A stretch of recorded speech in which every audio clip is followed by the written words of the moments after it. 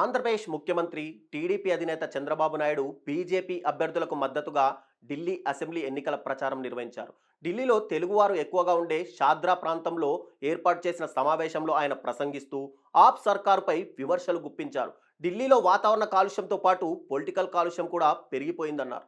1995లో హైదరాబాద్ ఎలా ఉండేదో ఇప్పుడు ఢిల్లీ అలా ఉందని చంద్రబాబు వ్యాఖ్యానించారు. ఢిల్లీలో డబుల్ ఇంజన్ సర్కారు ఉండి ఉంటే వాషింగ్టన్, న్యూయార్క్ను తలదన్నేదన్నారు. 2025లో దావోస్ ప్రపంచం మొత్తం చర్చించిన ప్రధాన అంశాలు ఏఐ, గ్రీన్ ఎనర్జీ అని తెలిపారు. 1995లో తాను ఐటీ గురించి మాట్లాడానన్న చంద్రబాబు ఇప్పుడు ఏఐపై దృష్టి సారించినట్టు చెప్పారు. ప్రధాని నరేంద్ర మోడీ ఏఐని ప్రోత్సహిస్తున్నారని, ఇది మోడీ విజన్ అని అన్నారు.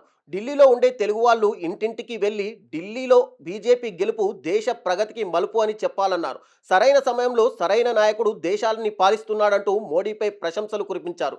ప్రపంచ దేశాల్లో భారత్ పేరు మారుమోగుతోందని, 2047 కల్లా భారత్ అభివృద్ధి చెందిన దేశంగా మారుతుందన్నారు. దేశ రాజధాని సమస్యల వలయంలో చిక్కుకుందని, ఇక్కడి ప్రజలు సరైన గాలి పీల్చాలంటే మోడీ ఆక్సిజన్ ఇవ్వాలని చంద్రబాబు వ్యాఖ్యానించారు. కాగా చంద్రబాబుతో పాటు కేంద్ర మంత్రి పెమ్మసాని చంద్రశేఖర్, బీజేపీ నేత విష్ణువర్ధన్ రెడ్డి తదితరులు ఎన్నికల ప్రచారంలో పాల్గొన్నారు. మరోవైపు తెలంగాణ నుంచి కేంద్ర మంత్రులు కిషన్ రెడ్డి, బండి సంజయ్, ఎంపీలు ఈటెల రాజేందర్ తదితరులు ఆ పార్టీ తరపున ఢిల్లీలో ప్రచారం చేస్తున్నారు.